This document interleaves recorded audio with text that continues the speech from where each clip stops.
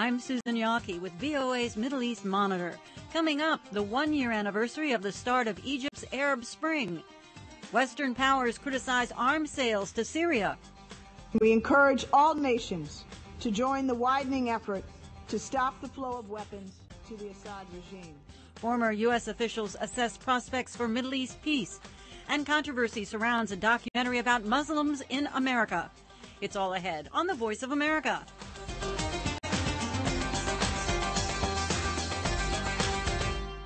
Tens of thousands of Egyptians have gathered in Cairo's Tahrir Square to mark 1 year since the start of an uprising that toppled longtime President Hosni Mubarak.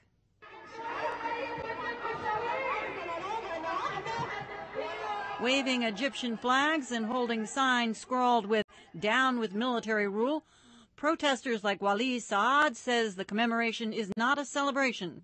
لازم كلنا ما ننساش إن في دم سال في مصر. ده مش احتفال. احنا النهارده مصر كلها. He says we should not forget that there was bloodshed here. He said this is an event to send our condolences to our brothers who passed away between the 25th of last January and now. Others who attended today's rally called it a celebration of the downfall of an autocratic leadership. Officials of Egypt's main Islamist group, the Muslim Brotherhood, were among those cheering in the Cairo square. The party has been one of the main beneficiaries of last year's revolution, winning the largest share of parliamentary seats in free elections organized in recent months by Egypt's ruling military council. Tahrir Square was a focal point for the anti-Mubarak activists who began a series of mass protests for political and economic reforms on January 25, 2011. The activists continued protesting in central Cairo for 18 days, defying a deadly police crackdown until Mr. Mubarak ceded control of the government to the military council. VOA's Elizabeth Arrett in Cairo has more on the anniversary of the January 25th revolution in Egypt. The millions who poured into Tahrir Square last year came from all walks of life: the poor, the middle class, Muslims and Christians. But the seeds of the uprising were largely planted by the young and the secular. They were the Facebook activists, the Twitter organizers, and they became the face of the revolution. 1 year later, it's the Muslim Brotherhood, largely absent from the early days of the revolt, which now dominates the first popularly elected body of the new Egypt, leaving many of the young activists, like Hanan Abdulalim, unhappy. I think this council came on blood of people who died in the square, and we're here to remind them that it was a revolution that brought them to this council. For pro-democracy activists, their fight has been bittersweet. They called for the voice of the people to be heard and are now hearing that people want Islamists. Not everyone despairs. Some, like Sama Abdulazim, are optimistic that this will be an unbiased parliament, able to stand up to other powers, including the current military rulers. These people elected from the Egyptian people, and we trust our choice, and we trust that they will follow our hopes, inshallah. We hope that this new parliament is different from the past, and we are in a new environment, after the revolution. Other activists dismiss the Islamist ascendancy as a distraction. Human rights activist Gasser Razik says the debate about a secular state versus a religious one is completely artificial. Egypt has never been a secular state. Egypt has always been somewhere in the middle. Simple things. Inheritance. You don't inherit according to a civilian law. You inherit according to Sharia, and you inherit according to the rules that the church set. A Christian man cannot marry a Muslim woman. There is no civil marriage in this country. What is new, many say, is the need to get along. The country's problems are such that the Muslim Brotherhood has made clear it doesn't want to shoulder responsibility alone. And, Rezik argues, that's a good thing. We've been all living under a very repressive autocratic regime for almost 60 years. No one has learned over those 60 years to work in coalitions. No one has learned to play the game properly. And I think Egypt needs that today. Egypt needs Islamists to work with liberals. The first challenge, some say, is making sure the people's voice remains heard. And for them, that means getting the military back to their barracks. The military may have taken a step in that direction Tuesday when Egyptian military ruler Mohammed Hossein Tantawi announced that he will partially lift the country's 30-year-long state of emergency, long a staple of Egypt's military rule. Elizabeth Arrett, VOA News, Cairo. I spoke earlier today with Elizabeth Errett in Cairo, and I asked her about some of her reflections on the anniversary. I think one of the biggest things is that people now know they can succeed. They do, in fact, have the power. When people turned out a year ago, yes, Tunisia had gone through a revolution, but this was Egypt, much bigger, more entrenched police security state with a leadership that seemed truly unmovable. I think it's easy to forget how unimaginable it was that Hosni Mubarak would actually step down. So that sense of people power, to use the old phrase, is what everyone on the square is celebrating today. But there are still protests. We've seen them throughout the year. And on Tahrir today, there are people chanting against the military rulers. Yes, most people will say this is far from over, and it is. There's so many basic civil institutions that need to be built. The military rulers still need to clear out of the way. They've promised a handover by June. Even the emergency law, which was one of the catalysts of the uprising last year, has yet to be completely repealed.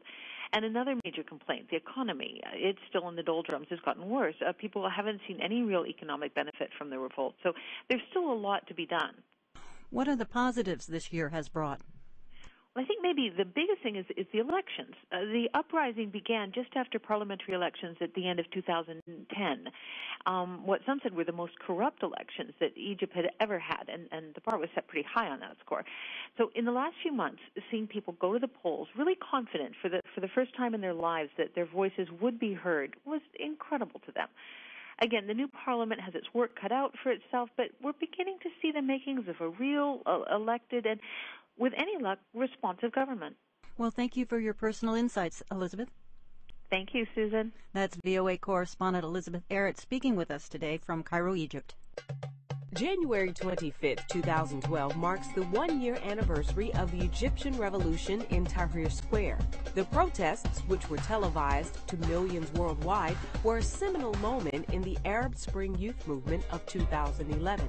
We are selecting this date to have a wide-ranging discussion on Facebook live at 1700 UTC on Wednesday, January 25th. Our topic, the Arab Spring 1 year on, better or worse?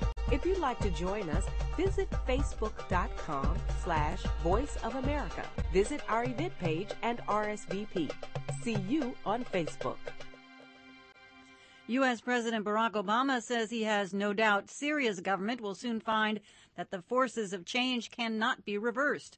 In his State of the Union speech Tuesday, Mr. Obama said that while it is up to the people of the Middle East to decide their own fate, the United States will oppose violence and intimidation and stand for the rights and dignity of all human beings. How this incredible transformation will end remains uncertain. But we have a huge stake in the outcome. And while it's ultimately up to the people of the region to decide their fate, we will advocate for those values that have served our own country so well. We will stand against violence and intimidation. We will stand for the rights and dignity of all human beings, men and women, Christians, Muslims, and Jews.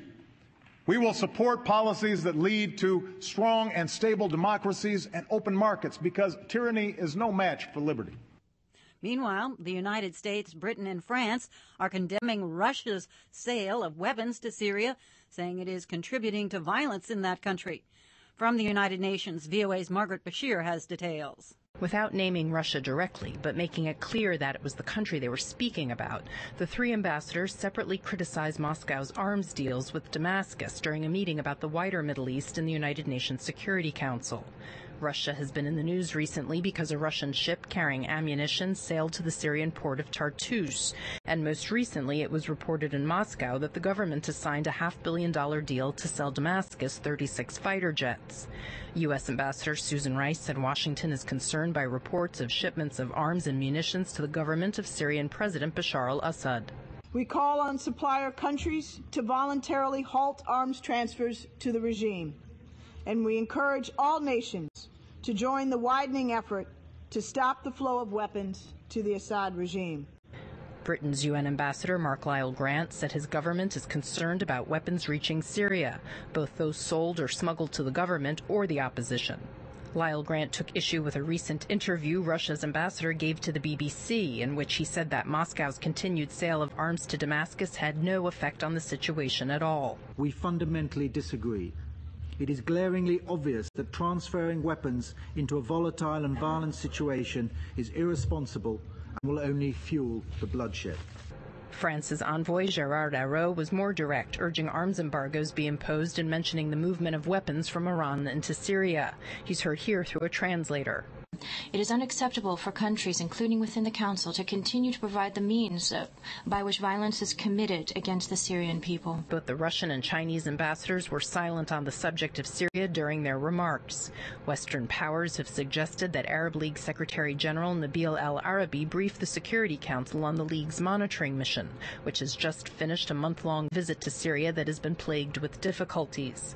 On Tuesday, Syria's national news agency reported that the Interior Ministry has agreed to extend the mission's mandate for a second month, despite rejecting the Arab proposal for ending the crisis that includes President Assad transferring power to a deputy and preparations for elections. The United Nations also has confirmed that it received a letter from the head of the Arab League requesting a meeting with UN Secretary General Ban Ki-moon to present its proposals on resolving the crisis and seek the Security Council's support. Margaret Bashir, VOA News, the United Nations. The Arab League sent monitors to Syria to see if President Bashar al-Assad will remove checkpoints, withdraw heavy artillery from cities of protest around the country, and negotiate with opposition. Most of the nations of the world have been asked by the United Nations and the Arab League to enact economic sanctions against the Syrian government. Assad strictly controls all Syrian media, and only a handful of international journalists have been briefly allowed into the country in the company of government handlers. Middle East Voices began receiving reports from ordinary citizens and has been publishing them in Syria Witness. Senior reporter David Arnold coordinates this social networking project, and he's here in the studio today to tell us about the state of affairs in that nation. Welcome, David. Thank you, Sue. Say, tell us what the witnesses in Syria are talking about. Well, what they talk about is anecdotal. These are very personal stories of their individual experiences in different communities, and they show different perspectives. On the one side, we have people who are freely talking about power blackouts, having to wait in long lines for cooking fuel, seeing empty shelves in the stores, and attending funerals that turn into protests, experiencing checkpoints that are enforced by Shabiya militants, and protests that are protected by defectors from the military known as the Free Syrian Army. The report just received yesterday is about a tour guide in Damascus who in 1 year would normally spend 250 days guiding tours around Syria, and his customers are small or large groups coming from European countries. He doesn't get any of those clients anymore, so he's looking for another way of making a living, which would probably be translating from Arabic into English. There are others of these tour guides, and there are quite a few of them in Damascus and other cities, some of whom have left for Morocco or Greece to do translation, to do guiding, and to send their money home to families. This individual, however, has adapted by translating jobs at conferences. Do they see any shift in the conflict? One of the reports that we received is from a former commander of the defense forces in Zabatane, a resort town not far from Damascus and not far from the Lebanese border.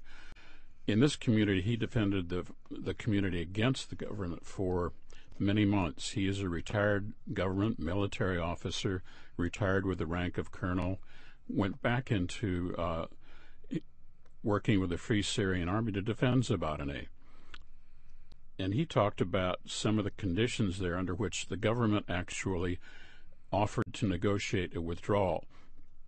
Now, we don't know whether this withdrawal was enacted simply to let the Arab League monitors think that Assad was willing to negotiate with the forces or not.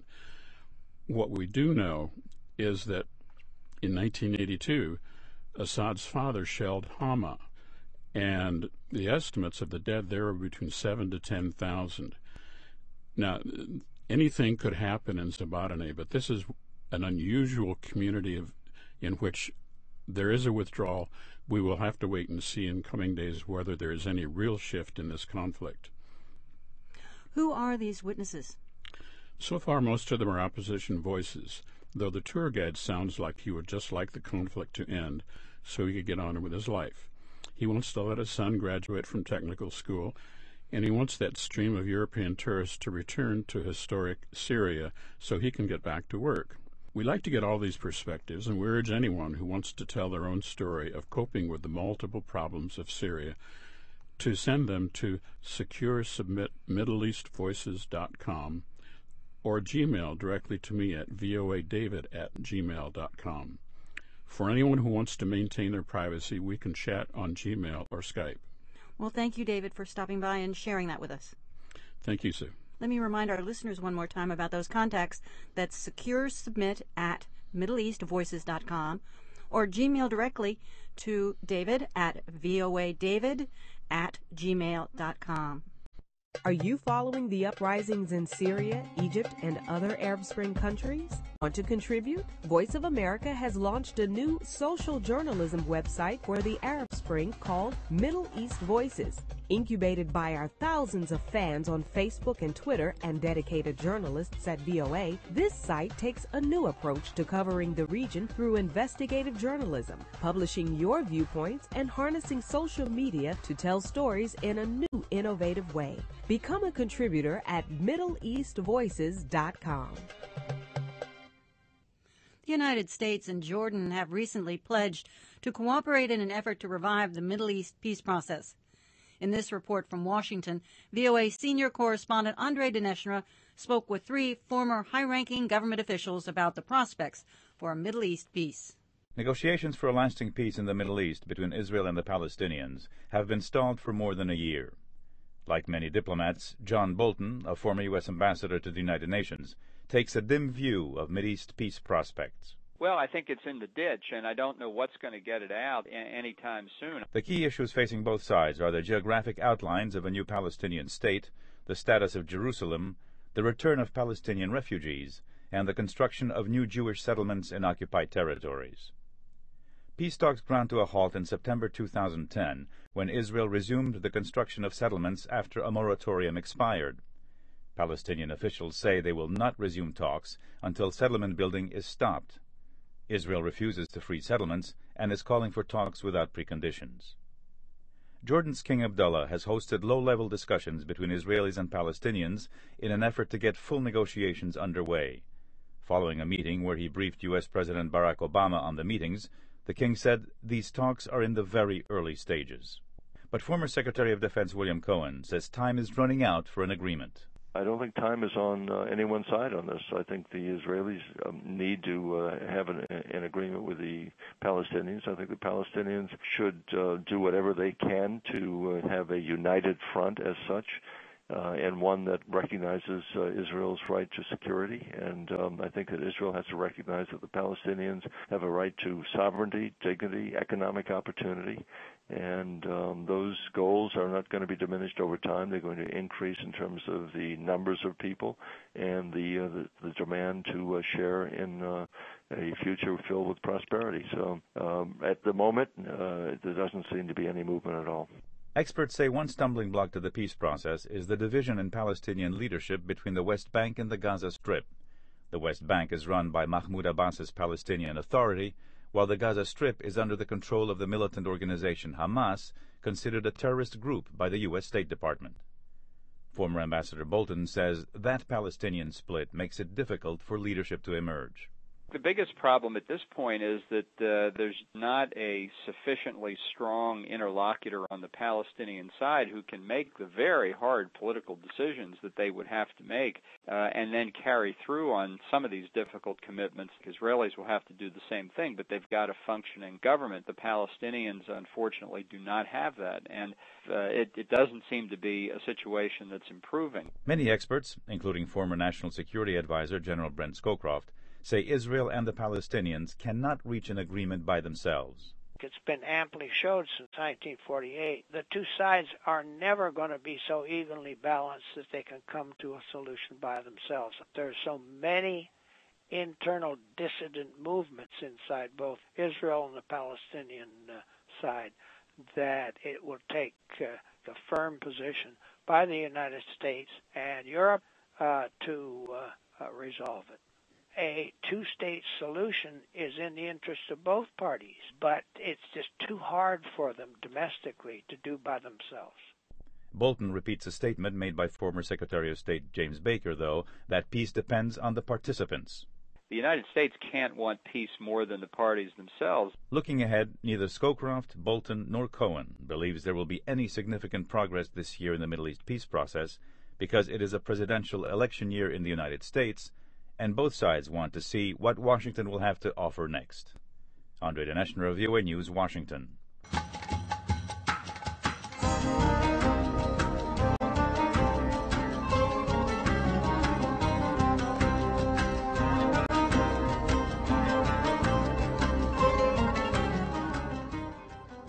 Newly revealed documents show that nearly 1,500 New York City police officers were shown a film during counterterrorism training that critics call inflammatory anti-Muslim propaganda, leading Mayor Michael Bloomberg to make a rare criticism of the city's police.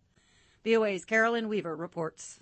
New York Mayor Michael Bloomberg said Tuesday that someone in New York's police department used what he termed terrible judgment in showing what critics call an anti-Muslim propaganda film at a counterterrorism training center in 2010. The film, The Third Jihad, made by a private group, purports to show that violence and radicalism are the, quote, true agenda of many Muslims in the United States. The 72-minute film is narrated by an American Muslim doctor, M. Zudi Jasser. On page 7, the document states that their work in America is a kind of a grand jihad in eliminating and destroying the Western civilization from within. The film uses footage of terrorist attacks and includes an interview with New York Police Commissioner Raymond Kelly that the department says was lifted without permission from another source. When the film's use by New York police was first revealed a year ago, following a complaint by a police officer, spokesman Paul Brown said it had been shown only a couple of times. However, police records released this week by the Brennan Center for Justice and obtained through Freedom of Information Act requests show the film was screened nearly 1,500 times over a period of 3 months to a year for officers being trained at the Counterterrorism Center. Police spokesman Brown said that a training center police sergeant acted entirely on her own when she showed it continuously during some shifts in a room where officers filled out paperwork. She said she recalled getting it from a Department of Homeland Security contractor. We have not been able to identify that person. The fact that's been lost in this is that it was never authorized, never used in training, and when it was discovered that it was used in an unauthorized fashion, was immediately pulled. But the head of the New York office of the Council on American Islamic Relations, Ziad Ramadan, said he does not believe it. He accused the NYPD of lying about the episode, and he asked why Commissioner Kelly has not demanded that his interview be removed from the film. I think Raymond Kelly wants to look like he's some sort of champion against terrorism, but what he's doing is he's helping to propagandize that terrorism and Islam are related when they are not. Terrorism is related to people who do terrorist acts no matter where they're from. Ramadan's group wants the NYPD to offer corrective training to officers who may have seen The Third Jihad, which he called a hate film. But he said the council has not yet asked the mayor or police officials to meet to discuss the controversy. Carolyn Weaver, VOA News, New York.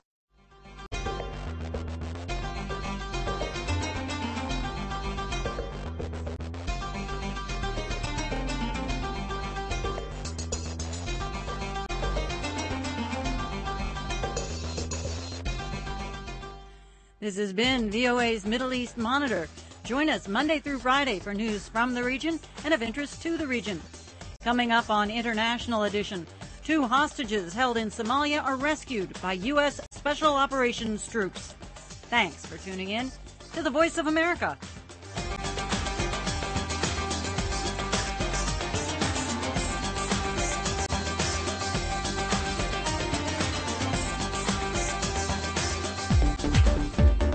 For more on the stories you've heard on our radio programs, visit our website at voanews.com.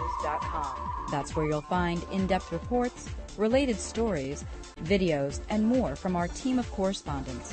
Or take the news with you by downloading podcasts of your favorite VOA programs. That's at voanews.com.